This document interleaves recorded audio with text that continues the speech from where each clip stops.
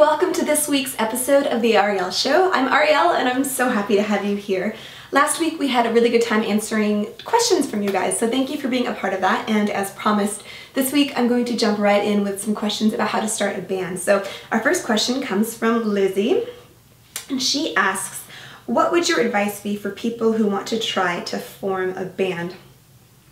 My first piece of advice is you gotta get good now, all on your own. I think a lot of times it's easy to obsess over finding the perfect bandmates, the perfect musicians to, start your band with, and I get that, but in the meantime, you can't feel helpless, like your hands are tied, like you're just waiting for them to fall out of the sky. You have to get really excellent and awesome at your skill on your own.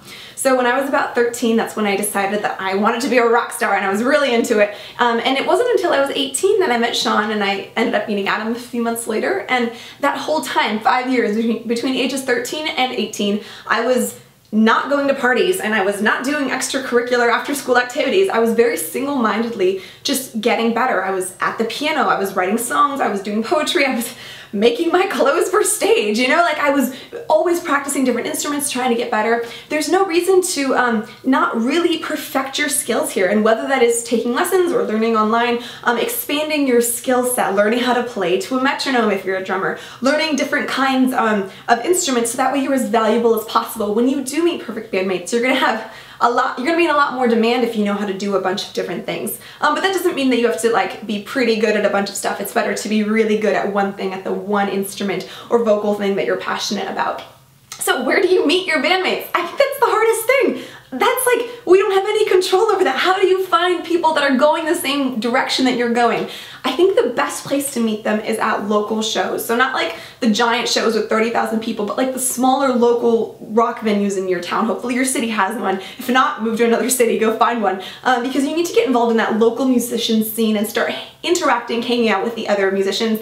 Usually the local scene just consists of a bunch of bands with pretty much the same members that just kind of rotate in and out, and then the super group of that city forms, and then that's the band that ends up, becoming more regionally popular and ends up doing their thing. But when you are looking for your bandmates, I would not put much value on which guy can shred his guitar the best in your local venue or whatever. I don't really care about, which chick can belt the loudest or who can scream the best. That's not really that relevant in finding your perfect bandmates, because that stuff can be learned. But what cannot be learned is passion, is focus, is being driven. Those are the kind of bandmates that you want. You want the kind of bandmates that are as crazy about this music thing as you, that want it as badly as you. Because it's going to take longer than you think it will. It's going to be harder than you think. It's going to cost more money. It's going to take more sacrifices. There's going to be so much sacrifice and pain on the way to your dream that you're going to want to do that with a bunch of people that really are going that same place with you, that are in it for the long haul with you.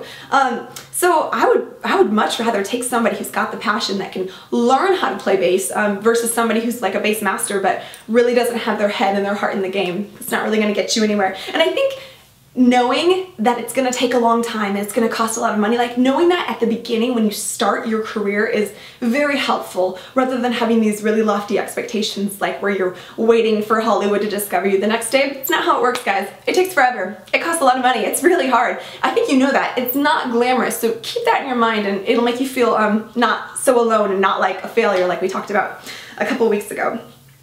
My next question is from Marina Heath. What's up, Marina? She was my Skype chat winner buddy a couple weeks back. And she wants to know, how did you push yourself to take the risk of being a musician instead of going to college and pursuing an average career? This is a great question. You guys, I just want to put it out there that I know what it's like to be scared of disappointing my parents. My dad, he has a PhD, which takes 12 years of college. He's super into higher education. He's a smart guy.